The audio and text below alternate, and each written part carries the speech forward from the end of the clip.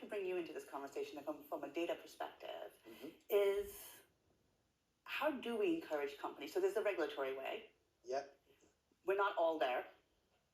So from a publicly disclosing of data, what are you seeing in your space? Yeah, I was actually going to start saying the question, companies could wait until the regulator comes in and says you will do this. And in fact, I do want to mention one example. Last year, NASDAQ came out with a rule that basically said that board diversity it should include LGBTQ and companies should report on it.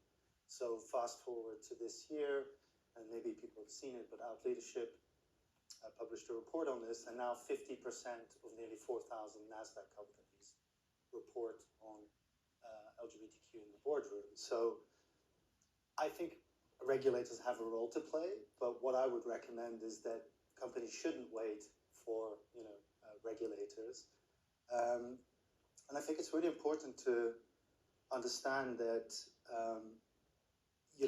we talk a lot about data and DEI in the space of ESG, and I think a lot of people are very focused on investors, which is rightly so, is an important stakeholder. But I think a lot of employers don't realize that Gen Z, 50% of them look at a sustainability report to see if they want to work for that company. And then if you sort of dig a little deeper in that, 20% of Gen Z in the US identifies LGBTQ. So what do you think happens if that 1 in 5 of the future of your company cannot see themselves in that report show up in any meaningful way? That talent moves on. You've lost them. They didn't even apply. They've looked at your report and they're gone. So I think companies really need to think about this from a talent attraction and even a retention perspective, because it's not just prospective talent that looks at the sustainability report, it's existing employees.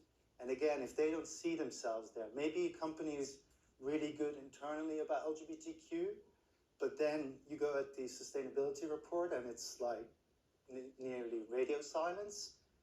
People pick up on that. Yeah. There's a lack of kind of follow through, authenticity. So I think companies, if they want to win the war for talent, they need to step up and not wait for regulators to tell them.